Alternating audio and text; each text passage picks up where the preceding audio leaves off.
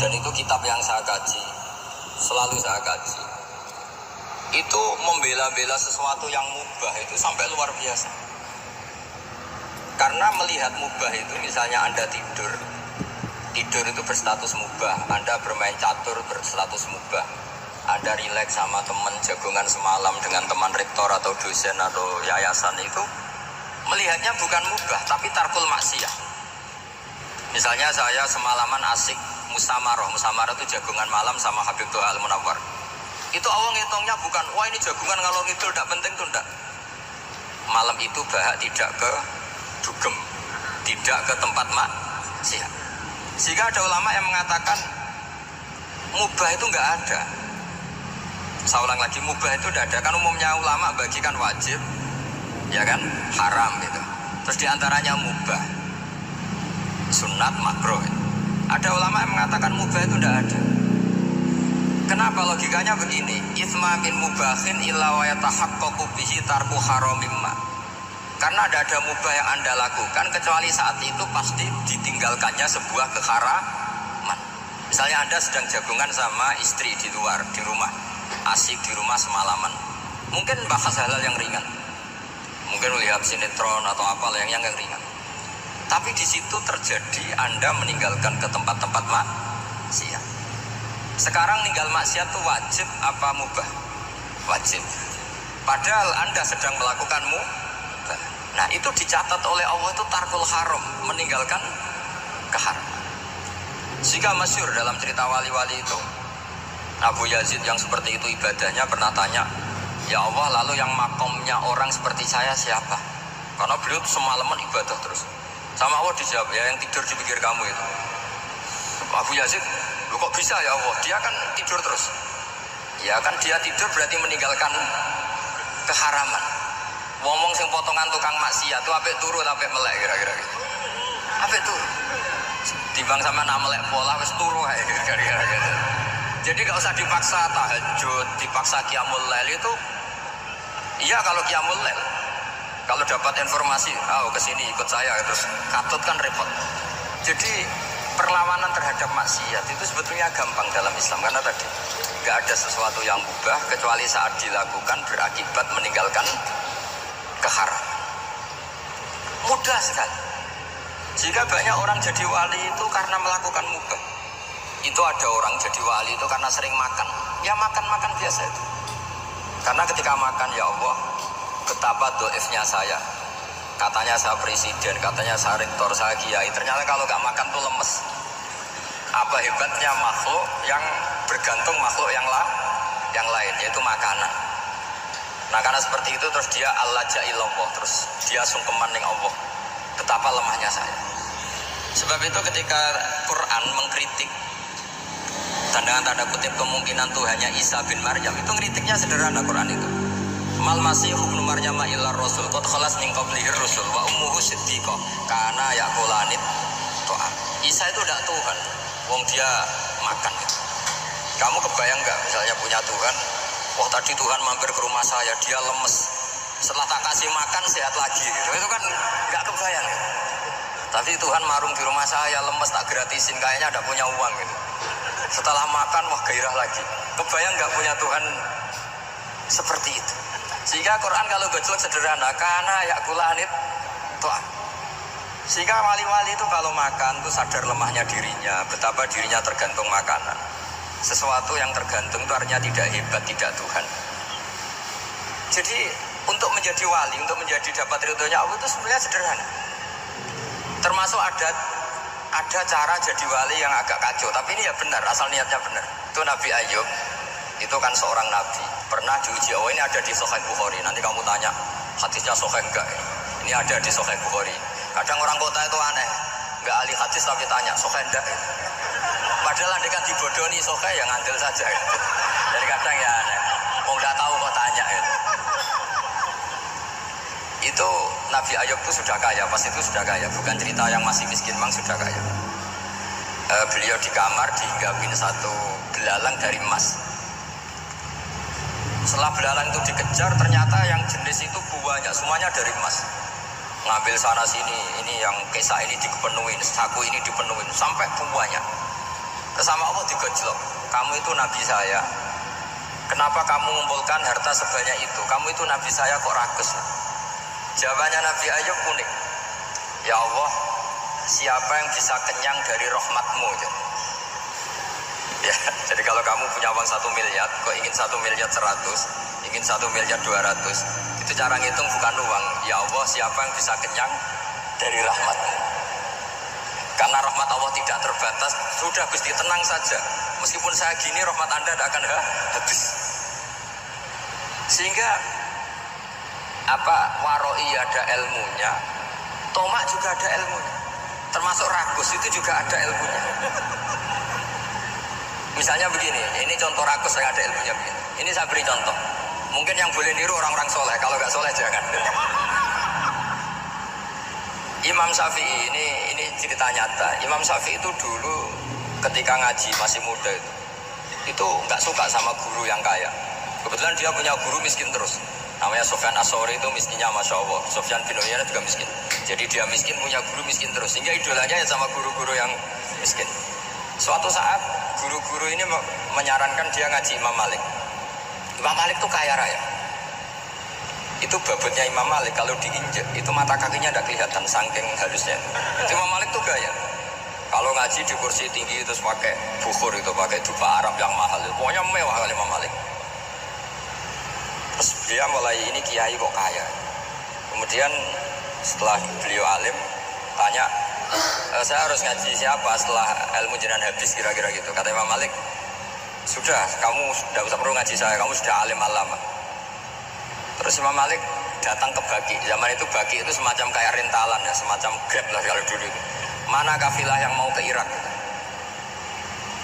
Ya sudah, terus kita mau ke Irak, ini antar ke Muhammad bin Hasan Asy-Syaibani. Itu dibiayai sama Imam Malik. Grabnya ya dibayarin, itu kafilahnya itu ya dibayarin. Imam Syafi'i disangoni surrotan min dhahabin. Jadi satu kepes uang dikasihkan. Itu pernah tak hitung semurah-murahnya itu sekitar 60 juta. Imam Syafi'i mulai mikir, kiai yang saya kritik lomo, sing kiai miskin tak puji, gak pernah ngamal kan, gak betul orang miskin kan.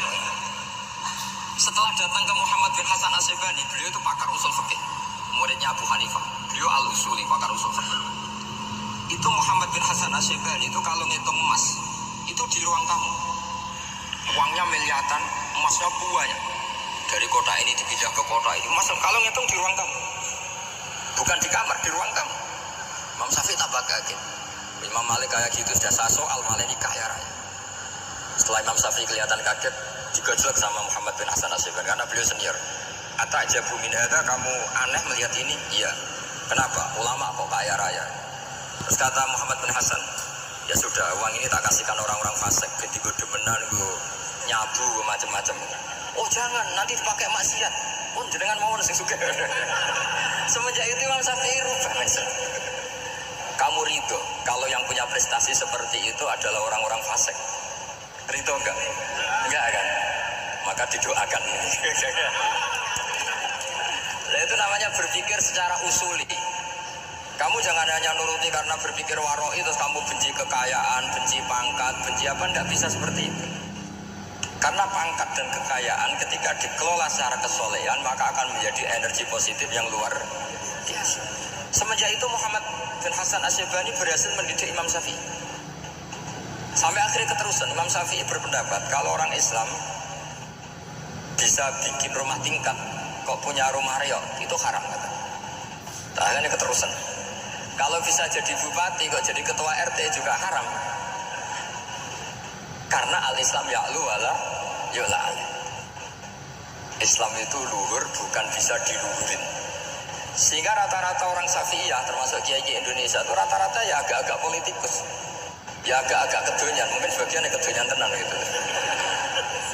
Karena gak ridho gitu loh. Kalau kesempatan itu dikuasai orang fasik kemudian menjadi kekuatan masih.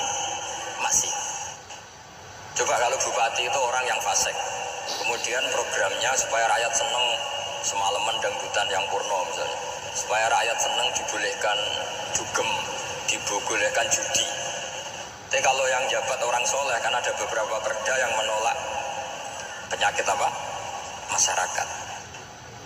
Jadi kamu jangan melihat bahwa kepangkatan ini hanya sebagai alat korupsi, alat otoriter, enggak. Asal kena orang soleh, maka ini menjadi energi kesolehan atau energi positif. Sebab itu ketika Allah muji para nabi yang soleh, diantaranya disebut apa? Faqad ataina ala Ibrahim al-kitab wal hikmata, terus ayat wa atainahum mulkan azim. Dan Nabi Ibrahim dan keluarganya tak kasih kerajaan yang besar. Nah sekarang masih banyak orang yang cara pandang menyoal seperti itu salah secara usul fikih. Karena secara usul fikih kesempatan yang baik tentu harus diperjuangkan oleh orang-orang yang soleh. Karena ini supaya jadi otoritas yang positif. Itu dulu ada latihannya. Jadi orang dulu itu gampang sekali ketika milih miskin ditanya, kenapa miskin? Saya ingin hisab saya ringan. Tapi ketika mereka kaya yang soleh, supaya harta ini tidak dipakai orang yang nanti dipakai maksiat. Kita misalnya orang soleh kok mau pangkat, karena kita ada ridho, kepangkatan itu dipegang orang maksiat, kemudian menjadi energi maksiat. Begitu juga seterusnya. Maka ulama dulu itu rileks. Sampai Syekh Nawawi Al-Bantani itu nanti bisa dicek di tafsir Qul hal yastawil ladzina ya'lamuna wal ladzina la ya'lamun. Beliau muji-muji ulama.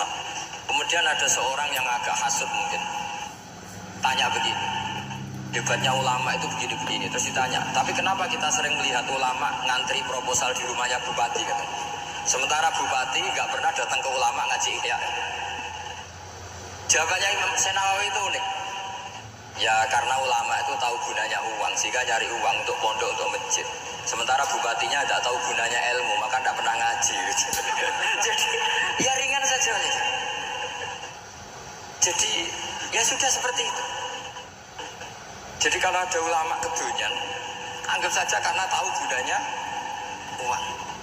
Jadi kenapa ulama ngantri di kabupaten, bukan bupati ngantri di ulama? Jawabannya karena ulama tahu gunanya uang, sementara bupatinya agak tahu gunanya ilmu.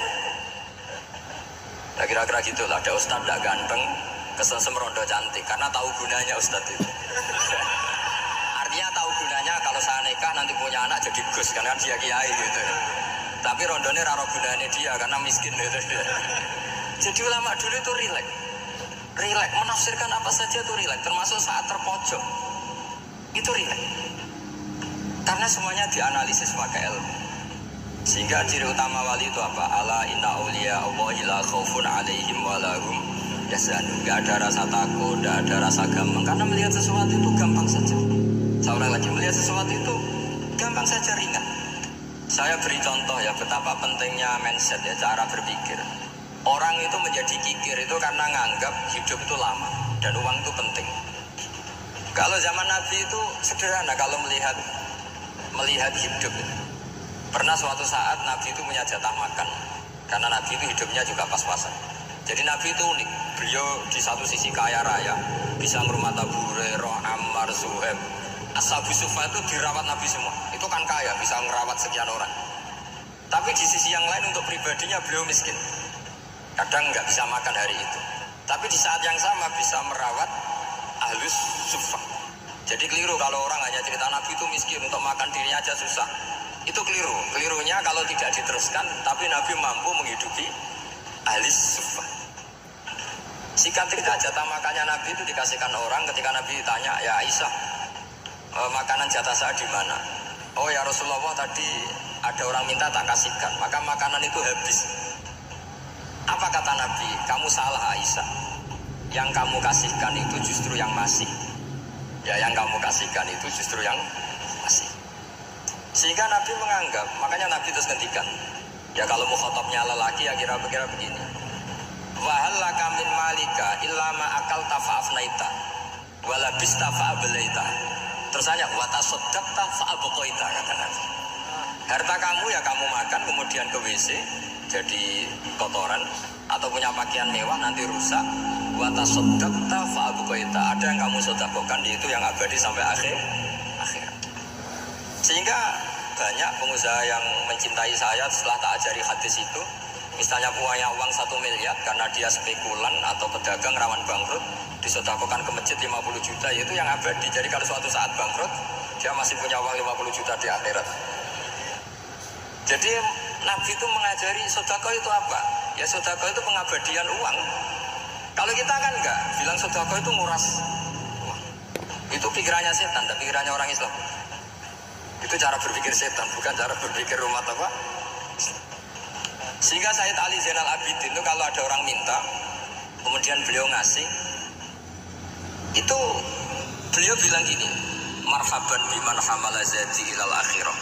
Matur nuwun nggih jenengan sebeto sangu kula nada. Jadi dianggap teller saja.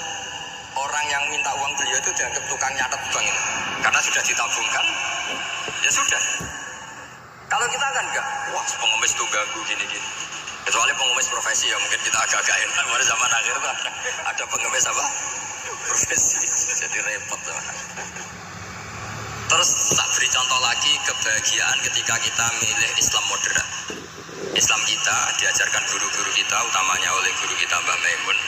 Saya juga sering ketemu beberapa ulama dunia, termasuk Habib Umar. Saya juga ikut sowan ke sini pas beliau sama Habib ini Hasan Toha Putra di sini sama orang-orang moderat. Itu cara berpikir juga luar biasa indah. Beliau pernah cerita ya, beberapa ulama banyak yang cerita itu.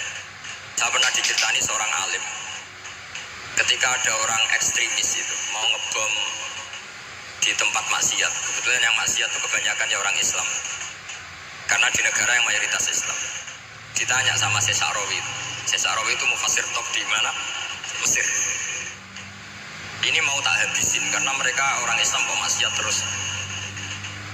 Terus ditanya sama Imam Sa'rawi, laumatu ala khini ma'asihim aina masiruhum. Kalau mereka mati dalam keadaan maksiat, mereka kemana? Ya ilanar, mereka pasti masuk neraka. Terus ditanya sama Imam Sa'rawi, wahal masiruhum ilanar muradun nabi amlah. Punya umat maksiat kemudian mati masuk neraka, itu yang diinginkan Nabi apa enggak? Ya tidak aja. Ya sudah, enggak usah dibom, ditunggu tobatnya kata. Karena kalau mati dalam keadaan itu ke neraka, dan itu tidak yang diinginkan Rasulullah Sallallahu Alaihi Wasallam. Terus ekstremis ini menjadi tobat, tidak berpikir ekstremis mas.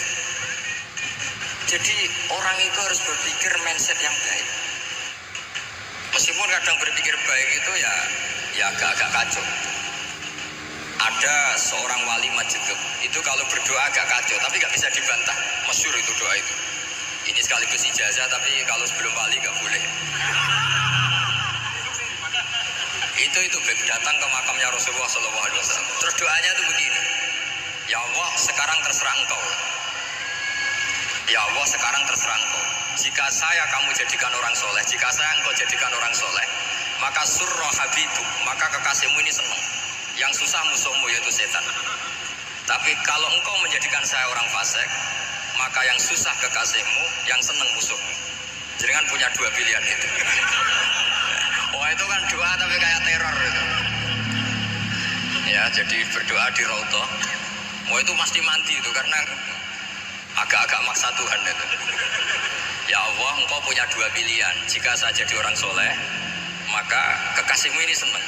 Musuhmu yang susah yaitu setan. Tapi jika saya jadi orang fasik, maka musuhmu yang senang, kekasihmu yang susah.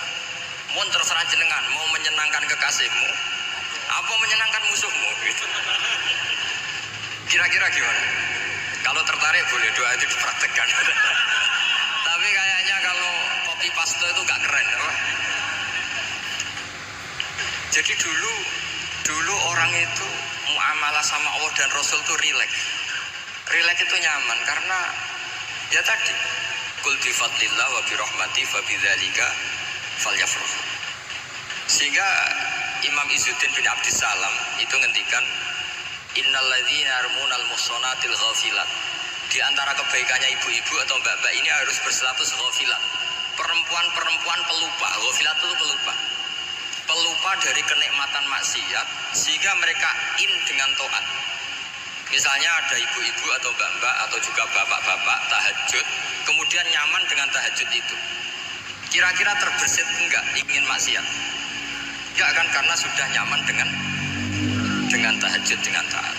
Maka dibutuhkan kenyamanan dalam beribadah. Sebab itu ala bidzikrillahi tatmainnul qulub. Makanya saya termasuk kiai yang setiap ngaji itu happy, seneng.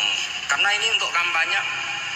Senang dengan ngaji, dengan taat itu sudah luar biasa. Kayak apa kalau mereka senangnya kalau nunggu melakukan maksiat. Jadi termasuk bentuk perlawanan kita terhadap maksiat adalah usahakan kamu tuh bahagia, senang dengan taat. Istiqnas billah, mu'anasah billah, farah billah, itmi'nan tumanina billah. Sehingga ini mencukupkan kita tidak berkebutuhan maksiat. Meskipun kita ya manusia, pasti suatu saat atau sudah pernah maksiat. Serasa diceritakan lah, itu mesti gitu. Lah orang-orang dulu itu orang yang sukses mengelola bahagia ma'allah wa billah walillah. Sehingga wali-wali dulu itu jadi wali itu tidak mesti karena ibadahnya banyak, itu enggak. Mereka orang yang ibadahnya itu biasa sekali. Ulama-ulama dulu ibadahnya biasa sekali. Tapi qulubuhum ma'allah, hatinya itu ma'allah. Itu ada seorang wali itu jadi wali terus, Umar bin Abdul Aziz yang dikenal khamisul khulafa. Khulafa. Di luar Khulafa Rasyidin 4, di antara yang soleh adalah siapa? Umar bin Abdul Aziz. Itu ketika mau meninggal, itu senangnya bukan main. Itu semuanya nangis, beliau senang. Terus tanya, kenapa kamu senang? Memangnya saya kalau mati itu kemana aja? Ila khairi madhubin ilah, ke zat terbaik. Dibang urip kowe bulet atau ambil arhamur rahimin ya. Yaitu Allah Subhanahu wa ta'ala. Jalaluddin Ar-Rumi ketika mau meninggal itu muridnya nangis semua, beliau marah.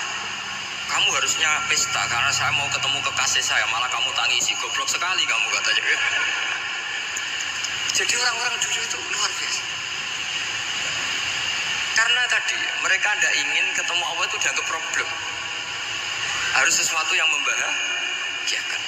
Makanya wali-wali itu kalau berdoa begini, wa khairu ayyami yauman alqa kafih, dan jadikan hari terbaikku adalah hari ketika saya ketemu engkau ya Allah. Pernah dengar doa itu? Wa khairu ayyami yauman alqa kafih, dan hari terbaikku adalah hari saat ketemu engkau. Nah, kan enggak, sampai matiku wedi. Saya tidak tahu wedi dosa apa wedi Israel apa wedi malaikat siapa? Mungkar nakir. Sebenarnya tidak perlu seperti itu. Karena cara pandang Nabi itu ini bisa dipraktekkan. Kalau kamu orang baik, mati artinya apa? Ya baik. Karena husnul khotimah. Kalau kamu orang yang buruk, itu kata Nabi, anggap saja mati itu akhir dari keburukan kamu. Nabi urip terus, malah maksiat terus. Maka Nabi itu kalau ngajari kita berdoa gini, Allahumma ja'alil hayata ziyadatan li fi kulli khairin wal mauta rohatan li min kulli syarrin. Ya Allah, kalau saya hidup, ya anggap saja ziyadah fi kulli khairin, berpotensi nambahi kebaikan. Kalau saya mati, anggap saja ini akhir dari segala keburukan. Makanya saya berkali-kali guyon. Makanya tradisi ulama-ulama NU, ulama-ulama pesantren, ya ada hanya NU, pokoknya ulama-ulama alim. Itu kalau ada orang mati, orang nakal gitu mati, ini saya gitu, itu hadirin mesti gak terima. Wapi nanti wong nakal. Tapi dipaksa sama kiainya, saya gitu. Lama-lama dipaksa. Saya gitu. Padahal yang hatinya kiai, wis ra iso maksiat meneh wis saya gitu. Karena dengan mati berarti saya sudah tidak bisa maksiat lagi. Jadi Nabi melihat hidup dan mati itu segampang itu. Kalau al-hayata ziyadatan li fi kulli khairin wal mauta rohatan li min kulli syarr. Coba kita ke depan itu kan ada potensi zina, potensi korupsi, potensi maksiat. Yang bisa menghentikan potensi itu apa coba? Mati ya, udah pintar sudah maju berarti. Berani mati. Berani. Tapi jangan di sini ngel-ngelo panitia. Artinya yang selama ini kita risau dengan kematian, dengan apa? Nabi ngajari kita tadi. Allahumma ja'alil hayata ziyadatan li fi kulli khairin wal mauta rohatan li min kulli syarr. Ya Allah, jadikan hidup ini sebagai bekal menambah kebaikan, dan suatu saat kalau saya mati, semoga itu akhir dari segala keburukan. Jadi artinya Nabi itu ngajari kita itu positif terus. Sama seperti ulamanya tadi. Nak lagi rukun mbek tonggo ya sanggep ae kanca keapian. Nak nenengan ben ra utang ngoten. Dadi pokoke penak terus itu. Nak bojo lagi ngamuk alhamdulillah gak ngajak blonjo. Nak pas rukun ya alhamdulillah kok lagi rukun. Jadi gampang semua. Makanya ada seorang alim itu ngendikan begini, ada yang tanya, saya tuh dulu ketika kaya teman saya sering main ke saya. Setelah saya miskin gak ada teman-teman yang ke saya. Dikira si Habib ini kebetulan orangnya Habib itu mendukung keluhan dia. Ternyata enggak. Si orang alim itu bilang gini, malah bagus kok gitu. Kowe wis melarat duwe wong. Ya sudah kamu miskin buruhnya orang lain. Misalnya tukang manol di pasar atau tukang becak. Kemudian teman-teman kamu datang, malah kamu malu tuh jadi tontonan. Bagus kalau mereka lupa pas kamu miskin tidak ada yang lihat ya. Jadi apa ya orang dianggap enteng saja gitu. Akhirnya orang ini nggak jadi ngeluh. Selama ini kan kita ngeluh ya ketika miskin teman-teman nggak datang. Coba kalau mereka datang pas kamu buruh bikin foto di orang lain, mantan bos buruh, malu nggak? Milih datang apa enggak? Enggak lah, sudah bener itu. Jadi ulama dulu itu makanya sering baca biar tahu solusi hidup. Jadi ulama dulu itu gampang sekali melihat kehidupan itu. Gampang sekali, indah, gampang. Sekarang tuh enggak. Orang itu cara berpikir nuruti nafsu, itu yang bahaya. Makanya Quran kritik aro'aita man ittakhadha ilahahu hawa. Orang yang cara berpikir itu nuruti hawa nafsu. Kalau zaman Nabi, zaman sahabat, zaman ulama itu enggak seperti itu. Sehingga cara berpikir itu mudah. Makanya kata Nabi, absyiru ya ma'syaral muslimin, kata. Kamu harus senang ya ma'syaral muslimin. Allah sekarang buka pintu langit yang sebelumnya enggak pernah dibuka. Dan Allah yubahi bikum malaikatah, dan Allah membanggakan kamu kepada para malaikatnya. Kenapa? Umatnya Muhammad, umatnya Rasulullah Muhammad SAW itu kalau sampean kepengin mati setiap saat itu baik, itu resepnya gampang kata Nabi. Addu faridotan wantadzoru ukhra. Jadi Allah memberitahu, ya Muhammad, umatmu ini luar biasa. Jadi misalnya tadi kita sholat subuh, ditanya, bahak kamu sekarang ngapain? Nunggu sholat duhur ya. Setelah sholat duhur ditanya lagi nunggu apa asar. Sehingga faman kana hijratuhu ila Allah wa rasuli fa hijratuhu ila Allahi. Jadi kalau ya sudah ini tak ijazahkan. Kalau setelah sholat subuh nunggu apa? Duhur. Setelah duhur nunggu. Sehingga ketika kita mati itu statusnya penunggu sholat. Tapi kamu kan enggak miskin. Kenapa? Penunggu kaya. Itu enggak masuk surga ya. Penunggu kemapanan. Berarti kan menunggu sesuatu yang seleranya nafsu. Beda kalau penunggu sholat. Berarti kamu di dunia menunggu ritual ibadah. Maka diantara ijazahnya Nabi apa? Addu faridotan wantadzoru ukhra. Melakukan satu fardu. Kemudian kita menunggu tugas berikutnya. Jadi niati saja setelah subuh nunggu apa? Duhur. Setelah duhur, meskipun kita di perapatan, ya apa? Nunggu asar. Tapi ya asar betul, jangan nunggu tok pas asar. Jadi sebetulnya umat ini gampang sekali. Jadi di antara kebanggaan Allah, yubahi itu Allah bangga dengan malaikatnya adalah umat ini adalah addu faridotan wantadzoru ukhra. Melakukan satu fardu, kemudian menunggu fardu yang lain. Dari mengkhidmati kampus, ingin mengkhidmati masyarakat. Dari satu masyarakat lokal Semarang menjadi sampai sekarang, sampai Banjarmasin. Terus gitu. Dari satu tugas ke tugas yang lain. Makanya Islam diajarkan setelah satu tugas selesai, faida faruhtafan sok. Jadi sehingga hidup kita itu dinamis. Dari satu kebaikan menunggu kebaikan lain. Dari satu kebaikan menunggu. Sehingga hidup kita ngapain?